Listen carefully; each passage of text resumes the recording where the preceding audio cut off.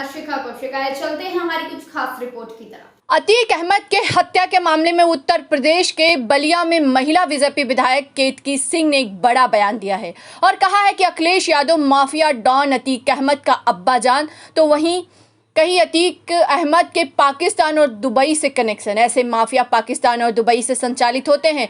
ऐसे गुर्गों का खात्मा बहुत ही जरूरी था। बलिया के बांसडीह विधानसभा से सपा के पूर्व नेता प्रतिपक्ष राम गोविंद चौधरी को हराकर बीजेपी से विधायक बनी फायर ब्रांड नेता केतकी सिंह आज अखिलेश यादव पर हमलावर दिखी। विधायिका ने कहा कि जब किसी माफिया पर कार्रवाई होती है तो अखिलेश यादव उनके बचाव में ऐसे आ जाते हैं जैसे वो उनके अब्बाजान हो। नगर निकाय का चुनाव का दिन बच चुका और ऐसे नामांकन की प्रक्रिया शुरू हो चुकी है। इसमें बीजेपी की क्या किया गया है और कितने सीटें जीतने के लक्ष्य है? बलिया में 10 नगर पंचायत और 2 नगर पालिका सीटें हैं।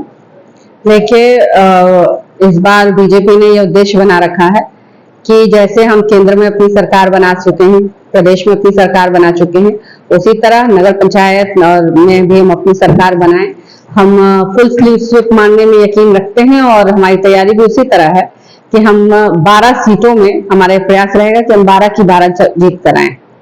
जिस तरीके से देखा जा रहा है कि आजकल काफी और हर एक जनता के जुबान पे एक ही सवाल हो रहे हैं, अतीक अहमद और अतीक अहमद की हत्या को लेकर काफी चर्चाएं हैं। इस हत्या को लेकर किस तरह से आप देखती हैं और क्या कहना चाहेंगे? देखिए, जिस तरह के उनके अपराध थे, जिस तरह उनका चरित्र था, जिस तरह का उनका जीवन था, उसके बाद परिणाम उनका यही होना था। एक हमारे यहाँ कहावत है कि जो बोए बीज बबूल का सो आम कहाँ से खाए। तो उन्होंने जीवन भर बबूल बोए, ना जाने कितनी औरतों को अपने सुहाग से दूर किया, कितनी माताओं के कोख उन्होंने उजाड़ दी। तो उनके साथ तो निश्चय ही इस तरह का होना था और ये कहीं ना कहीं वह भी जानते थे, उनका परिवार भी जानता था कि इस रास्ते पर चलने वालों का अंजाम ऐसे ही होता है। विपक्ष लगातार सवाल उठा रहा है, कानून व्यवस्था पूरी तरह से फेलियर बता रहा है, इसको लेकर आप क्या कहना चाहेंगे? देखिए, विपक्ष खासकर समाजवादी पार्टी, इनको यह समझना चाहिए कि इनकी यह दुर्गति जनता द्वारा बार बार क्यों हो रही, क्यों जनता इनको नकार रही है। जब किसी माफिया पर किसी तरह की कोई कार्रवाई होती है तो यह मछली जो पानी से निकल जाए जैसे तड़पड़ाती है, वैसे ये तड़पड़ा रहे हैं। एक व्यक्ति क्यों, जो इसको उमेश पाल को जिनको इन्होंने मारा, जो 2 पुलिस कर्मियों को मारा, जिस वकील को मारा, क्या उसका घर परिवार उसका कुछ नहीं था?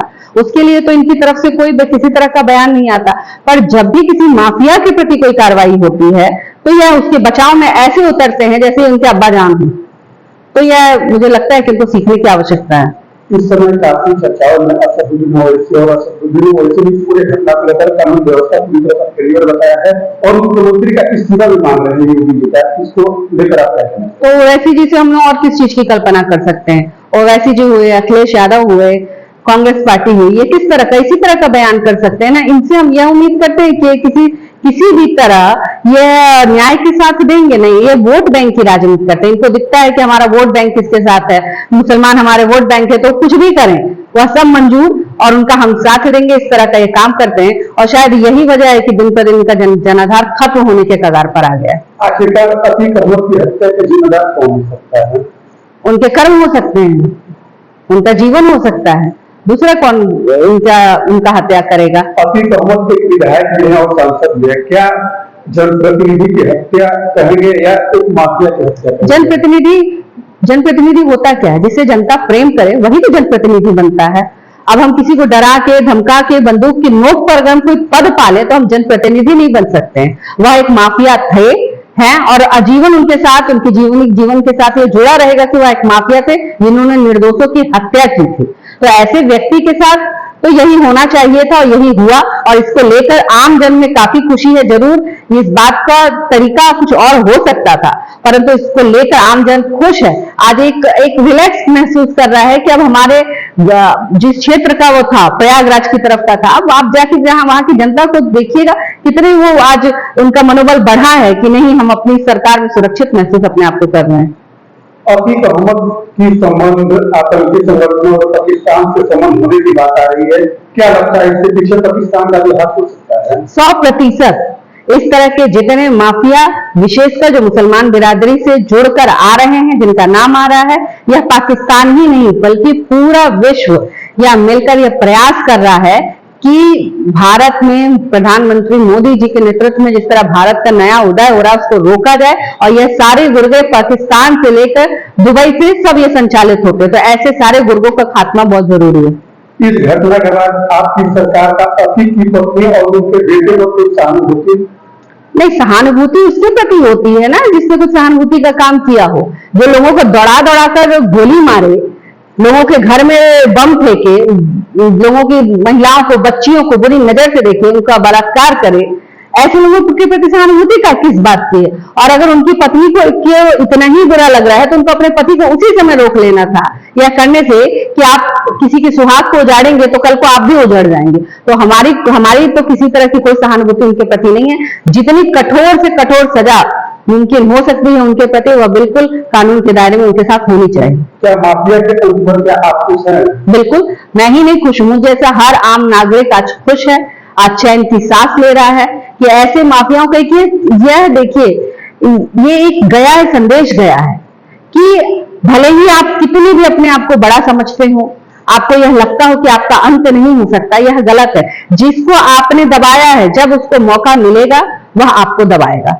तो किसी के प्रति इस तरह का भाव ना रखकर और समाज में अपना एक नया आयाम हासिल करें, यही मेरा सभी से अनुरोध है। विपक्ष एक और सवाल बराबर खड़ा कर रहा है कि केवल मुख्यमंत्री को एक जात विशेष को टारगेट कर रहे हैं, बाकी लोगों पर नहीं कर, क्योंकि अन्य जिस तरह से अपराध है उनके ऊपर क्यों नहीं इस तरह की कार्रवाई होती है? क्यों विकास दुबे तो मुझे नहीं लगता किसी जात विशेष या धर्म विशेष के थे।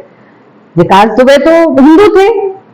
मुख्यमंत्री जी के सामने किसी भी इस तरह के उसका आप उम्मीद नहीं रख सकते कि मुख्यमंत्री जात पात में विश्वास रखते। वह स्वयं एक योगी हैं, उन्होंने सब कुछ छोड़कर और योग धर्म अपनाया है, तो वैसे व्यक्ति से आप उम्मीद करते हैं कि वह जात पात करेंगे? हाँ, उनकी एक ही जात है, उनकी एक ही निष्ठा है, वह है उनका देश, उनका प्रदेश, जिसके प्रति वो निष्ठावान है। और जो भी इस प्रदेश की तरफ आंख उठाकर देखेगा वह सच में उसको मिट्टी में मिला देंगे।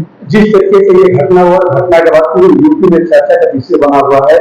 इस परिस्थिति में आज मुख्यमंत्री ने प्रेस कॉन्फ्रेंस कर लोग बताया कि आज कानून व्यवस्था काफी बेहतर है। इस परिस्थिति में आप उत्तर प्रदेश की जनता से क्या मैसेज देना चाहिए, क्या अपील करना चाहिए? बिल्कुल, आप सुरक्षित हाथों में हैं। उत्तर प्रदेश के हर एक नागरिक सुरक्षित हाथों में है। योगी आदित्यनाथ जी के लिए, महाराज जी के लिए एक ही विषय सबसे बड़ा शुरू से रहा है।